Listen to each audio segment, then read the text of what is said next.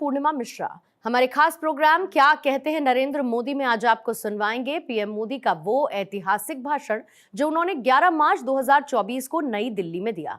अपने भाषण में प्रधानमंत्री ने कहा कि कोई भी देश हो, कोई भी समाज हो, वो नारी शक्ति की गरिमा बढ़ाते हुए, उनके लिए नए अवसर बनाते हुए ही आगे बढ़ सकता है।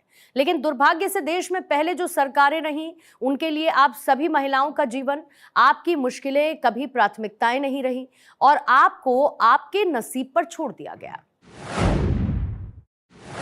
माताओं बहनों, कोई भी देश हो, कोई भी समाज हो, वो नारी शक्ति की गरिमा बढ़ाते हुए उनके लिए नए अवसर बनाते हुए ही आगे बढ़ सकता है। लेकिन दुर्भाग्य से देश में पहले जो सरकारें रही, उनके लिए आप सभी महिलाओं का जीवन, आपकी मुश्किलें कभी प्राथमिकताएं नहीं रही और आपको आपके नसीब पर छोड़ दिया। मेरा अनुभव यह है कि अगर हमारी माताओं बहनों को थोड़ा अगर अवसर मिल जाए, थोड़ा उनको सहारा मिल जाए, तो फिर उनको सहारे की जरूरत नहीं होती है, वे खुद लोगों का सहारा बन जाती है। और ये मैंने तब ज्यादा महसूस किया जब लाल किले से मैंने महिला सशक्तिकरण के बारे में बात करनी शुरू की। मैं पहला प्रधानमंत्री हूं जिसने लाल किले से हमारी माताओं बहनों को शौचालय ना होने के विषय में जो मुश्किलें होती हैं, उस पीड़ा को मैंने व्यक्त किया था कि कैसे गांव की बहनें कैसी जिंदगी जीती हैं। मैं पहला प्रधानमंत्री हूं जिसने लाल किले से सैनिटरी पैड्स का विषय उठाया था। मैं पहला प्रधानमंत्री हूं जिसने लाल किले से कहा कि रसोई में लकड़ी पर खाना बनाती हमारी माताएं बहनें 400 सिगरेट का जितना धुआं होता है ना, वो हर रोज बर्दाश्त करती अपने शहरी में ले जाती है।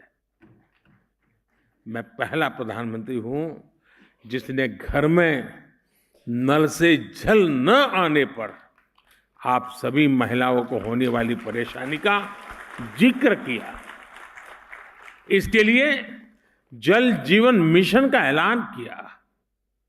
मैं पहला प्रधानमंत्री हूं जिसने लाल किले से हर महिला के पास बैंक खाते होने की जरूरत पर बात कही। मैं पहला प्रधानमंत्री हूं जिसने लाल किले से आप महिलाओं के खिलाफ बोले जाने वाले अपमानजनक शब्दों का विषय उठाया। मैं पहला प्रधानमंत्री हूं जिसने कहा कि बेटी तो अगर देर से घर आती है शाम को, तो माँ बाप भाई सब पूछते कहां गई थी, क्यों देर हो गई। लेकिन ये दुर्भाग्य है कि कोई माँ बाप अपने बेटा देर से आता है तो पूछता नहीं कि बेटा कहां गया था। क्यों? बेटे को भी तो पूछो। और ये बात मैंने लाल किले से उठाई थी और मैं आज देश की हर महिला, हर बहन, हर बेटी को ये बताना चाहता हूं, जब जब मैंने लाल किले से आपके सशक्तिकरण की बात की, दुर्भाग्य से कांग्रेस जैसे देश के राजनीतिक दल, उन्होंने मेरा मजाक उड़ाया, मेरा अपमान किया। साथियों, मोदी की संवेदनाएं और मोदी की योजनाएं ये जमीन से जुड़े जीवन के अनुभवों से निकली है।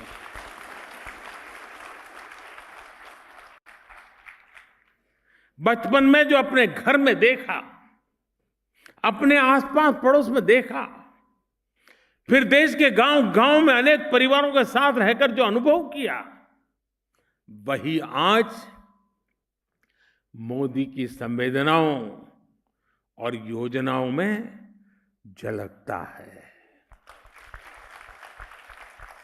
इसलिए ये योजनाएं मेरी माताओं, बहनों, बेटियों के जीवन को आसान बनाती है, उनकी मुश्किलें कम करती है। सिर्फ अपने परिवार के लिए सोचने वाले परिवारवादी नेताओं को ये बात कतई समझ नहीं आ सकती है।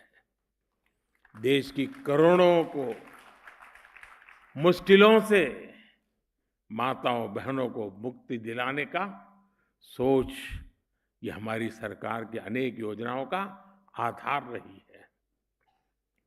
मेरी माताओं, बहनों, पहले की सरकारों ने एक दो योजनाएं शुरू करने को ही महिला सशक्तिकरण का नाम दे दिया था। मोदी ने इस राजनीतिक सोच को ही बदल दिया। 2014 में सरकार में आने के बाद मैंने आप महिलाओं के जीवन चक्र के हर पड़ाव के लिए योजनाएं बनाई, उन्हें सफलतापूर्वक लागू किया। आज पहली सांस से लेकर आखिरी सांस तक मोदी कोई न कोई योजना लेकर के भारत की बहन बेटियों की सेवा में हाजिर हो जाता है। गर्भ में बेटी की हत्या ना हो, इसके लिए हमने बेटी बचाओ बेटी पढ़ाओ अभियान शुरू किया। गर्भ की अवस्था में मां को सही पोषण मिले, इसके लिए हर गर्भवती को 6,000 रुपए की आर्थिक मदद दी। जन्म के बाद बेटी को पढ़ाई में मुश्किल ना हो, इसके लिए ज्यादा से ज्यादा ब्याज देने वाली सुकन्या समृद्धि योजना शुरू की। बड़ी होकर बेटी काम करना चाहे तो आज उसके पास मुद्रा योजना का इतना बड़ा साधन है। बेटी के करियर पर प्रभाव ना पड़े, इसके लिए हमने प्रेगनेंसी लीव को भी बढ़ाकर 26 हफ्ते कर दिया। 5 लाख रुपए तक का मुफ्त इलाज देने वाली आयुष्मान योजना हो, 80% डिस्काउंट पर सस्ती दवा देने वाली जन औषधि केंद्र हो, इन सब का सबसे ज्यादा लाभ आप माताओं, बहनों, बेटियों को ही तो हो रहा है। माताओं, बहनों, मोदी समस्याओं को टालता नहीं, मोदी समस्याओं से टकराता है, उनके स्थायी समाधान के लिए काम करता है। मैं जानता हूं कि भारत में महिलाओं को सशक्त करने के लिए हमें उनकी आर्थिक भागीदारी बढ़ानी होगी। इसलिए हमने अपनी सरकार के हर निर्णय में, हर योजना में इस पहलू का ध्यान रखा।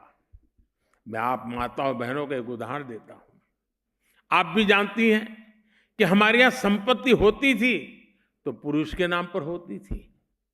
कोई जमीन खरीदता था तो पुरुष के नाम पर, कोई दुकान खरीदी जाती थी तो पुरुष के नाम पर, स्कूटर भी खरीदेगा पुरुष के नाम पर, गाड़ी खरीदेगा पुरुष के नाम पर, ट्रैक्टर खरीदेगा पुरुष के नाम पर। घर की महिला के नाम पर कुछ भी नहीं होता था। इसलिए हमने पीएम आवास के तहत मिलने वाले घर महिलाओं के नाम रजिस्टर किए। आपने तो खुद देखा है कि पहले नई गाड़ी आती थी, ट्रैक्टर आता था तो ज्यादातर पुरुष ही चलाते थे। लोग सोचते थे कोई बिटिया इसे कैसे चला पाएगी। घर में कोई नया उपकरण आता था, नया टीवी आता था, नया फोन आता था तो पुरुष ही खुद को उसके स्वाभाविक जानकार मानते थे। उन परिस्थितियों से, उस पुरानी सोच से अब हमारा समाज आगे निकल रहा है और आज का ये कार्यक्रम इसका एक उदाहरण बना है कि भारत की कृषि को नई दिशा देने वाली ड्रोन टेक्नोलॉजी की पहली पायलट ये मेरी बेटियां हैं, मेरी बहनें हैं। हमारी बहनें देश को सिखाएगी कि ड्रोन से आधुनिक खेती कैसे होती है। ड्रोन पायलट, नमो ड्रोन दीदियों का कौशल अभी मैं मैदान में जाकर के देख के आया हूं। मेरा विश्वास है, और मैं जी कुछ दिन पहले मन की बात में ऐसे ही एक ड्रोन दीदी से बात करने का मौका मिला था। उसने कहा मैं एक दिन में इतने खेत में काम करती हूं, एक दिन में इतने खेत में मेरी इतनी कमाई होती है, और बोले मेरा इतना विश्वास बढ़ गया है और गांव में मेरा इतना सम्मान बढ़ गया है, गांव में मेरी पहचान बदल गई है। जिसको साइकिल चलाना भी नहीं आता है उसको गांव वाले पायलट कह करके बुलाते हैं। मेरा विश्वास है देश की नारी शक्ति 21वीं सदी के भारत की तकनीकी क्रांति का नेतृत्व दे सकती है। आज हम स्पेस सेक्टर में देखते हैं, आईटी सेक्टर में देखते हैं, विज्ञान के क्षेत्र में देखते हैं कैसे भारत की महिलाएं अपना परचम लहरा रही है। और भारत तो महिला कमर्शियल पायलट के मामले में दुनिया का नंबर 1 देश है। हवाई जहाज उड़ाने वाली बेटियों की संख्या हमारी सबसे ज्यादा है। आसमान में कमर्शियल फ्लाइट हो या खेती किसानी में ड्रोन्स, भारत की बेटियां कहीं भी किसी से भी पीछे नहीं है।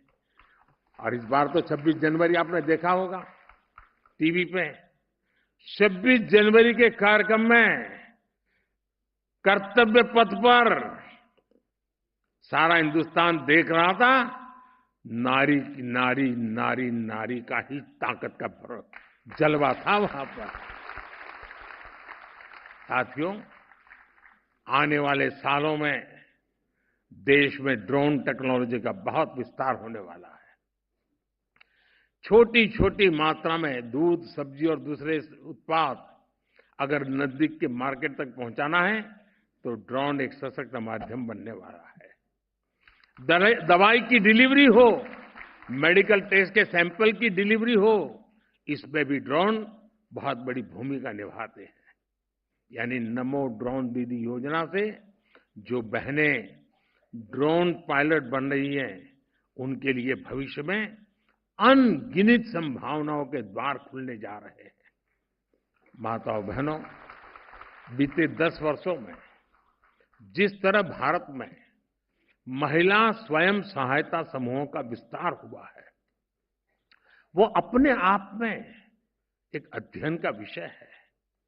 इन महिला स्वयं सहायता समूहों ने भारत में नारी सशक्तिकरण का नया इतिहास रच दिया है। आज का इस कार्यक्रम से मैं स्वयं सहायता समूह की हर बहनों को उनका मैं गौरवगान करता हूं, उनको शुभकामनाएं देता हूं।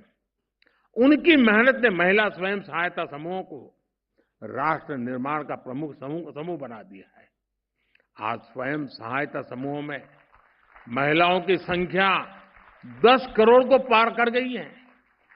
बीते 10 वर्षों में हमारी सरकार ने सेल्फ हेल्प ग्रुप का विस्तार ही नहीं किया, बल्कि 98% समूहों के बैंक अकाउंट भी खुलवाए हैं। यानी करीब करीब 100% हमारी सरकार ने समूहों को मिलने वाली मदद भी 20 लाख रुपए तक बढ़ा दी है। अभी तक 8 लाख करोड़ से, अब आंकड़ा छोटा नहीं है, आप लोगों के हाथ में 8 लाख करोड़ रुपयों से भी अधिक की मदद बैंकों से मेरी इन बहनों के पास पहुंच चुकी है। इतना पैसा सीधा सीधा गांव में पहुंचा है, बहनों के पास पहुंचा है। और बहनों का स्वभाव होता है, सबसे बड़ा गुण होता है बचत। वो बर्बाद नहीं करती, वो बचत करती है।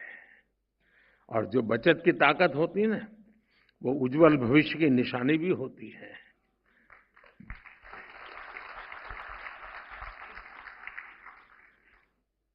और मैं जब भी इन दीदियों से बात करता हूं, ऐसी ऐसी नई नई चीजें बताती है वो, उनका आत्मविश्वास बताता है।